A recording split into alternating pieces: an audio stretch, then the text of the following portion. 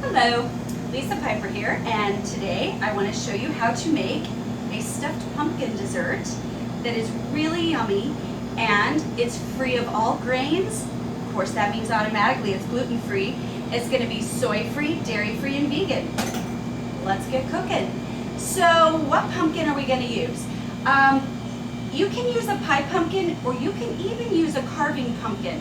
The difference is the carving pumpkins are going to be a little bit stringier and the pie pumpkins are going to be a little bit smoother. It's really more of what you're looking for. But in the fall and winter time, depending on where you live, try and pick up something from the farmer's market that your local farmer has. These pumpkins have come from our local farmer, and all of the proportions we're going to do today will depend on the size of your pumpkin. So the one that we're going to be stuffing today is a big guy, well, medium size. And then if you have a smaller one, I'll kind of alter it as we go. I've picked a few things that we're going to put in here that I've gathered that are seasonal for fall and winter. And so this can also vary according to your season. So the first thing that you want to do is grab your pumpkin and do a little bit of carving. I've gotten this one ready where I've cut the top off, just like you would for carving a pumpkin. And then I have scooped all the insides out. It's not exact, but that's okay. And then I have some of the little guts here. So yes, I know what you're about to ask, and the question is yes, you can use these seeds. You can roast them. You just have to pull the pulp away from the seed, which you can do rinsing with a strainer, and then dehydrate them or dry them just a little bit, season them, pop them in your oven. They'll be so yummy as a snack later. But right now we're going to focus on what's going in this bad boy. So what are we putting? Well, I like to stick with seasonal vegetables and fruits. So the fruits that I have chosen is going to be a lot of citrus because that's what we have going on right now. These happen to be local mandarins, or actually satsumas, from one of our farmers here that's local. And I actually will keep the peel of these guys because if you'll notice, there's not a lot of white pith in this, which means the white pith is what gives it that bitter taste. And if you want something a little sweeter, you can actually dehydrate these and put them in your teas that you're making and do lots of other things with them because there's not that white bitter pith, and it's very helpful. So when you go to do this, you want to look for any seeds that may be in there, and I like to cut them in half and drop them right in. So I'll pull apart all my pieces of whatever citrus I'm doing, do one, and as I'm doing this, I'm looking for the seeds just to make sure there's nothing in there. So if you're working with local citrus, just so you know, you can expect that a lot of varieties will have more seeds than what you're used to. One other reason I really like this specific variety of mandarin or satsuma is it doesn't have as many seeds. They're really easy to peel. So this one has got one, and I'm just going to pull it aside because we're going to make sure that doesn't make it in there. Any time that you do this, you'll notice that I'm cutting on the board, but then I pull it apart here because the juices are what we actually want to fall in there. We want all of those juices in this yummy dessert. So again, you want to do several of these. So how many? Depends on the size of your pumpkin. So a pumpkin this size, I'm going to put a total of 4 or more of the citrus in there. Then I'm going to switch to some apples. So for my apples, I really love green Granny Smith apples in this recipe, but it also depends on who I'm making this for. So if I have people who have really sweet taste buds, which is what I'm doing here, I'll use something like Honeycrisp, and that's what this is. So just like you would with the oranges, you're going to make sure there's no seeds in there. And then I prefer to cut these pretty small, but leave them in chunks. So a little bit of chunk is nice in here in this dessert, but you don't want them so big that they're not fitting in the mouth. That is one of my pet peeves. Food that is cut so big it doesn't fit in the mouth needs to be rethought. This is just my opinion, but so as you're doing this, again, you're watching the size that you're cutting, and you're making sure we've left all the seeds out of there. This I brought just to show you. Sometimes this happens, right? We get home and we have a bruise on our apple, but the rest of it is hard and perfectly fine, because sometimes they'll just be rolling through after being picked, and they bump each other and they get bruised.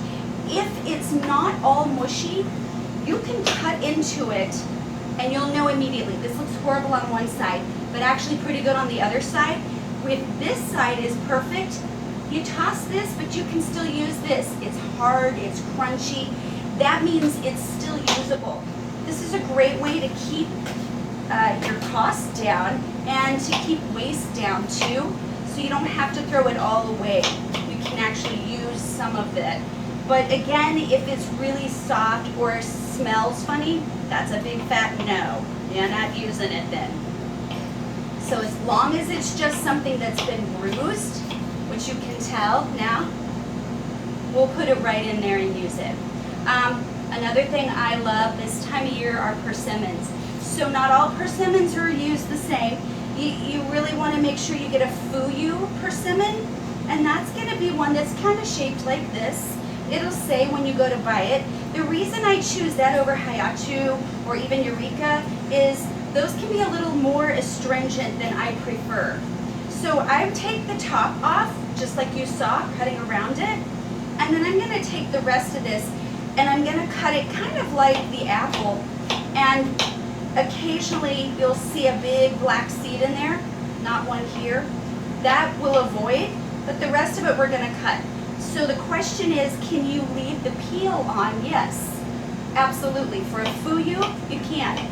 You want to make sure that your persimmon is ripe and ready to be used. So that means it's going to be a little bit softer than a hard, crunchy apple. It's going to be almost like the orange, that kind of soft, but not too soft where it's starting to turn color and smell.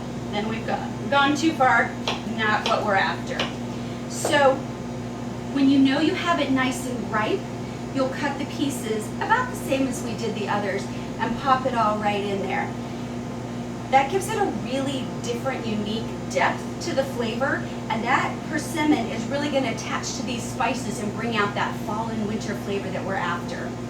So that'll go in there, and then I love pears. You can choose any type of pear, a green pear, yellow pear. I've chosen a red star crimson pear. They have great flavor. Again, if you happen to have a pear, they're like apples. They bump each other, they get bruised, and they're not happy. So we have a not happy end. When you cut it, you know this is still good to use. This one's not. We're tossing it. Just like with the apples and the oranges, we're going to make sure we get the core out of there so you can cut it, and just like with any apple, you're going to make sure that ends up staying out of your pumpkin. So it's best when you cut these into the same size pieces for all of it that goes in there. That way it keeps the piece consistent when you're eating it, and this is really important when you're going to serve it. So this also helps keep the cook time consistent, since we're doing it all in one giant piece. You want the pieces cut the same. So how many of each am I putting in here? I would put probably 2 to 3 persimmon in here with maybe 4 or 5 mandarins. I'm going to put maybe 2 to 3 apples that are pretty good size in there, and I'm going to put 2 to 3 pears. This gives you an idea as to what would fit in this size pumpkin. In something this small, as you can tell, not near as much as going in, you might only put one of each of those things in here, and that would really fill it. What we're after is filling it with fruit at least 3/4 of the way full, not packed down, just as you lightly fluffy and put it in there. It's going to be about there. That's what you're after. That's how you know you filled your pumpkin correctly and you have the right proportions. So local citrus, these are kumquats, and they're great to explore things like this to give a little pop in there of a different type of flavor. Know your citrus, okay? Kumquats are something you can eat the peel of. It's very yummy actually, and I just happen to cut these a little bit smaller to put that in there because it's gonna have a lot of flavor in one bite, and that's the reason that I'm doing it for that. Also making sure we get rid of all those seeds because we don't want to be biting into those, but just a little bit of that because there's a lot of flavor in one kumquat, so it's all about flavor proportions, right? So I would probably put maybe 5 of these in here in this size and maybe only 1 or 2 in that. That way, again, proportions are just right. So the next thing I'm gonna do are these yummy fresh cranberries. I love working with cranberries. They are so good for you. Very detoxifying, supportive of the bladder, the kidneys, so good for your health. So this is going in here, and I would put about 8 ounces worth in here because we want a lot of cranberry. If you don't like cranberry that much, you can cut that in half and put about 4 ounces, which would be half of the size of this, in something this large. Something this small, I'm probably only going to put about 1/3 to 1/4 of a cup in there because we just want a little bit, right? So the next surprise I'm putting in there is going to be pistachios. Now I love pistachios. It's going to bring some protein in there, a little bit of crunch, and a unique flavor that makes it almost creamy without any dairy in there. So this is about 3/4 to a cup full of pistachios, and that's what I would put in this size. Something this size, maybe about 1/3 of a cup is all I would put in there. So one more thing that I'm gonna do is I want vanilla. So I prefer vanilla bean over vanilla extract for something like this. And if you've never worked with full vanilla bean, I really recommend it because the flavor is amazing. How do we cut our vanilla beans? It can be a little tricky if you've never done it before, but I recommend using a paring knife like this, not a serrated knife. You start at one end and you see it's kind of flat. As best as you can, you're gonna kind of make a split. Once you have it split, take one end, and I'm taking the blade part. Some people will take the back of their knives, but I'm just guessing your knives are like mine, and most of them aren't the sharpest thing in your kitchen, so they're safe to do it this way. If you have really sharp knives, use the back. But I'm kind of opening it up like this, and now you can see I've gotten the seeds out. This is the vanilla flavor that you're used to. This is the good stuff. It all goes in there. So I will scrape more than once to make sure I've really gotten all I can out of there. And again, I use my sharp part of my blade.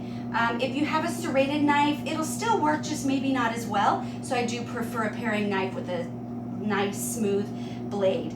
So I would do 2 full vanilla sticks in here and scraping out the middle. Now, what to do with this pod when we're done, the outside part. Well, I don't like to waste anything in a kitchen, as most of you know. So I will take the part that I've already scraped, I'll put them in my dehydrator, and then when they're nice and dry and crunchy, I will powderize them, and I can use that powder in teas. Sometimes I'll add it to recipes when I want just a little vanilla flavor, but not over the top. It's very good for you. The fiber is just fine to eat. It's just a little chewy in something like this, and it's too big, but when you powderize it, it's perfect.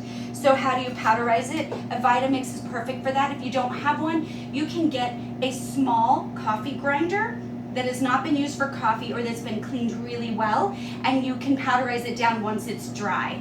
That's the easiest way to do it. So, a couple more ingredients going in here. I like to put coconut milk right in here. So this is my creamy, yummy part that's gonna keep it dairy-free for us. I prefer a coconut milk that doesn't have any of those guar gum and xanthan gum fillers in it. So this one is simple. I really like this particular brand. And I also prefer it over the Terra Packs. The Terra Packs don't have as much of the oil and fat. The canned one does have the oil and fat. That's what we're after. So in something this size, I'm gonna put about 3/4 to 1 full can in this size. That means something this size, I'm only gonna put about 1/4 of a can, maybe 1/3. So this is gonna help it to cook really well together, and also that fat is gonna bring us that depth that we're looking for. We gotta pick a sweetener, right? So there's lots to choose from. I usually choose maple syrup for this. This is one of the few times I'll actually go in and use some sugar. If you don't want maple syrup, you can keep the glycemic index load way lower by using dates. So what I will do if I'm using dates instead is I will take my whole medjool dates and I'll soak them in water for about an hour. Then when they're done, I will cut them open, take all the pits out, cut them small, and put them in here even with some of that soap water, and that's gonna give you a nice bit of sweetness, but not over the top. If you're using maple syrup, for something this size, I'm gonna put about half a cup of maple syrup in there. You can completely change that according to your needs. If you want less sugar, at my house I'll use less, but when I'm serving it for other people that I know their palates are very used to sugar, I'll do about half a cup. And something this size, less than a fourth of a cup. It just does not need that much. So now let's put some spices in there, right? The biggest spice, as you would imagine, is going to be cinnamon. I prefer using Ceylon cinnamon just because it's more medicinal, but you can choose any cinnamon you want. For something this size, I'm going to do about a tablespoon and a half of cinnamon. That's the big guy, tablespoon. 1.5 of these. Something this size, I'm probably only going to do about 2 teaspoons worth. So the next thing we're adding is nutmeg. We're definitely going to have less nutmeg than we did cinnamon. This is the proportion of it. Nutmeg is a much stronger spice. So this is only going to get about 1.5 teaspoons. That's the little guy. So now you know proportions, right? Clove, just like you're thinking, that's the next thing. Again, it's very strong, stronger than cinnamon. I'm only going to put about 1 teaspoon of that in there. Ginger is the next thing. You can grate fresh ginger in there, especially if you're with people who really have an appreciation for a lot of flavor. If not, you can use ground. And I'm going to put 2 heaping teaspoons in there for something this size of ginger. Now the secret comes here with cardamom. I love cardamom. It's a great way to bring out a little more of each of these flavors and make this unique flavored. Cardamom has the most flavor of all, and I'm going to put a scant teaspoon. That means just under 1 full teaspoon in that whole thing. It ought to be plenty to flavor it up really, really nicely. So when we're done adding all of our ingredients, and I've gotten it all in here, I will take a spoon and kind of stir it because I want to make sure all the layers have had a chance to get the spices mixed in really, really well, all the way to the bottom. Again, by the time I'm done putting all of this in, it's going to be filled to about here, so stirring them might be a little tricky. Once I have this done, I'm putting the lid that I cut out right back on it. It's just like your jack-o'-lantern, you got to match it up. Then this whole bad boy is going to go on a baking sheet. I'm going to put it all in the oven. It doesn't need to be covered because you just covered your dish like this. This becomes your container then for cooking all the goodness that's in there. And then when you take it out and you're ready to serve it, you'll serve the inside parts of the pumpkin with what's you've just stuffed inside of it together, and it's great. So how long are we going to cook this? So something this size is going to take just slightly over an hour at about 365 to 370 degrees in your oven. Again, you're putting it on a bake sheet so that nothing starts to come out the sides or the ends and go all over the bottom of your oven. But you want to cook it about an hour. How do you know when it's done? You're going to do the finger poke test. Yes, that's a real thing. You're going to take your finger and you're just going to poke the side, and when it feels soft, it's done, it's ready. If it's still a little hard, give it a few more minutes, let it finish its process, maybe bump the temperature up just a hint, and let it keep going. Something this size is going to take a lot less time to cook, so something like this would probably be maybe 35 to 45 minutes. You're going to have to check it, do the official finger poke test, and then you'll know if it's ready or not. Again, when you're ready to serve it, you're going to take a big spoon, scrape the sides and the insides all together. This is a great dish for something sweet. It's got healthy seasonal properties in it, and we have no gluten, no dairy, no soy, no corn, no grains at all. So this is a great way to surprise your guest with a different version of a pumpkin treat. So I hope that you enjoyed this. If you enjoy recipes like this, then give us a like, subscribe, and please check out our website at shopnaturalliving.com. Happy cooking. Thank you.